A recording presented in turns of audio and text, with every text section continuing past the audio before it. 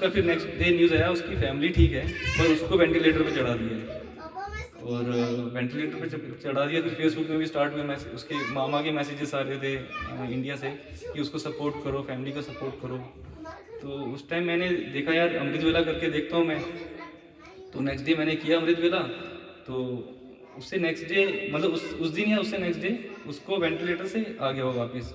और उसकी वीडियो आई, एक वायरल हुई, उसमें वो सबको थैंक्स कर रहा था कि जिनकी मतलब सबने प्रे की होगी गॉड से। तो वो वीडियो देख के मतलब मुझे लगा वो रो रहा था बंदा, और वो सबको थैंक्स बोल रहा था कि आप सबकी प्रेयर से मैं बच गया। जय गुरु जी, जय गुरु जी संगत जी, जय गुरु जी। गुरु जी की कृपा सब पे पड़ी रहे हमेशा, और हम इस तरह ही सत्संग करते रहें, और गुरु जी के चरणों में हमें हमेशा ब्लेसिंग मिलते रहे। तो आज अर्चना आंटी ने मुझे पकड़ लिया है और बोला है कि सत्संग सुनाओ। मैं गुरु जी से जुड़ा था 2013 में। तब मैंने कंपनी चेंज की थी, और नई कंपनी में एक मेरा टीममेट था, तो वो गुरु जी को मानता था। तो उसने स्वरूप भी लगा रखा था सिस्टम के आगे। तो मैं हमेशा देखता था, मैं उससे पूछता था। एक बार पूछा उससे, भाई तू ये क्या फॉलो करता रहता है, ऐसे स्वरूप लगाया हुआ है, तो यहाँ शिव जी का स्वरूप लगा ले, गणपति का लगा ले। गणपति का उसने लगाया हुआ था, और उन्होंने शिव जी का लगा लिया, माता वाता का लगा लो। तो कहता नहीं सर ऐसे लगाया हुआ मैंने। तो एक दिन उसने जाना था बड़े मंदिर। तो तब मैं सिंगल ही था, तो मैं गुड़गांव में रहता था तब। तो उसने कहा कि सर आप तो अकेले रहते हो, तो चलो लंगर करवा रहा हूँ, डिनर हो जाएगा आपका। तो मैंने कहा ठीक है कराएंगे हम भी डिनर, लंगर कर लेंगे, देखेंगे। तो इसी बहाने मैं जाता रहता था उसके साथ। वो मंथ में 1-2 बार जाता था, मैं भी चलाता था। तो कभी लंगर प्रसाद रहता था, कभी स्नैक्स रहता था। गुरुवार को स्नैक्स रहता था, शाम के टाइम चाय प्रसाद और स्नैक्स रहता था। तो वो कराते थे। मतलब ऐसा कनेक्शन नहीं था गुरु जी के साथ। मेरा तो यही था कि चलो गाड़ी में जाना उसके साथ, और गाड़ी में आ जाना वापस, और चलो अपना लंगर प्रसाद हो जाएगा, जैसे हम गुरुद्वारे में करते रहते हैं जाके।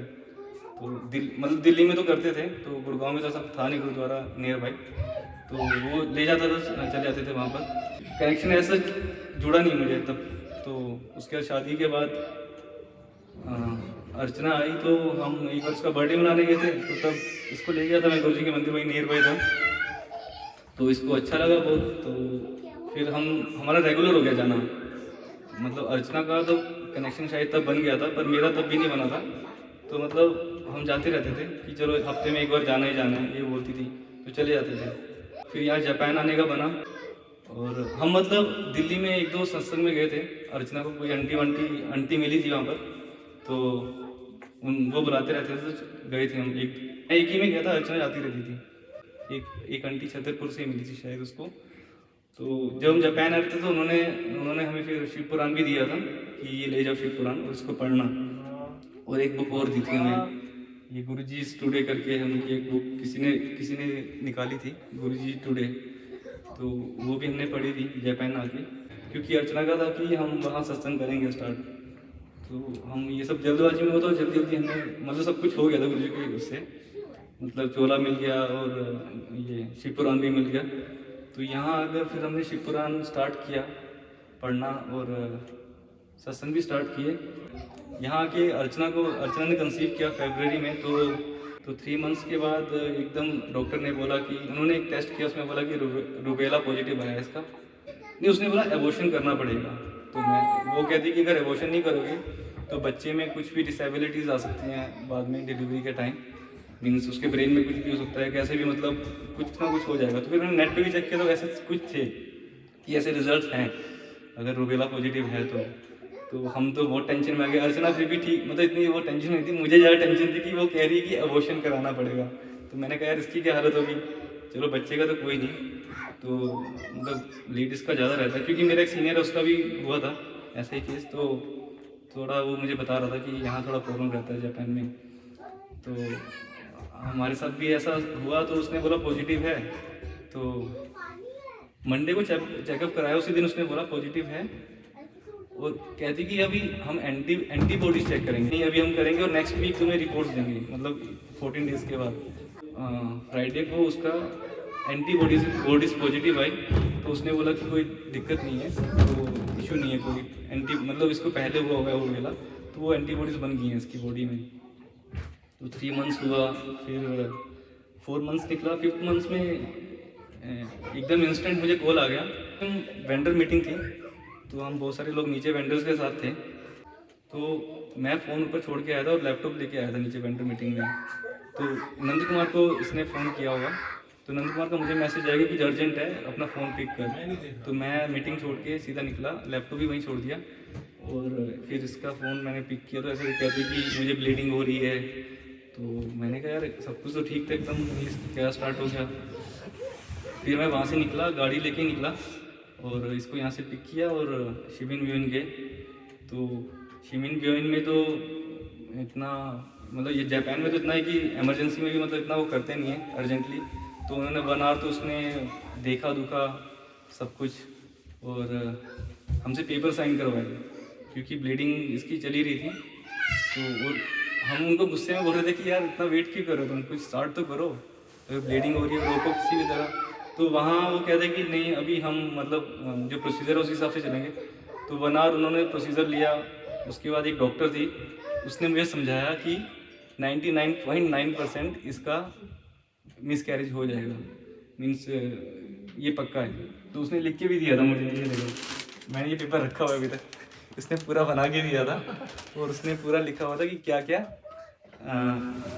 हो सकता है। तो हम तो पूरे डर गए थे। तो मैंने कहा ठीक है जो भी होगा आप एडमिट तो करो। उन्होंने कहा था 14 डेज एडमिट करना पड़ेगा। तो एडमिट किए। उसके बाद हम जैसे शिव पुराण पढ़ते थे तो शिव पुराण में एक जगह लिखा हुआ था कि महामृत्युंजय जाप जो है वो सबसे मतलब स्ट्रॉन्ग जाप है, उसको करने से क्या है कि मृत्यु भी दूर चली जाती है। तो वो शायद मैंने सत्संग में भी सुना था किसी का, तब हमारा हो गया था कि रेगुलर हम सत्संग भी सुनने लग पड़े थे लोगों के। तो वो फिर मेरे माइंड में आया एकदम। तो मैंने इसको बताया कि तू ये चला के रखा कर, ये इसको एडमिट कर लिया था।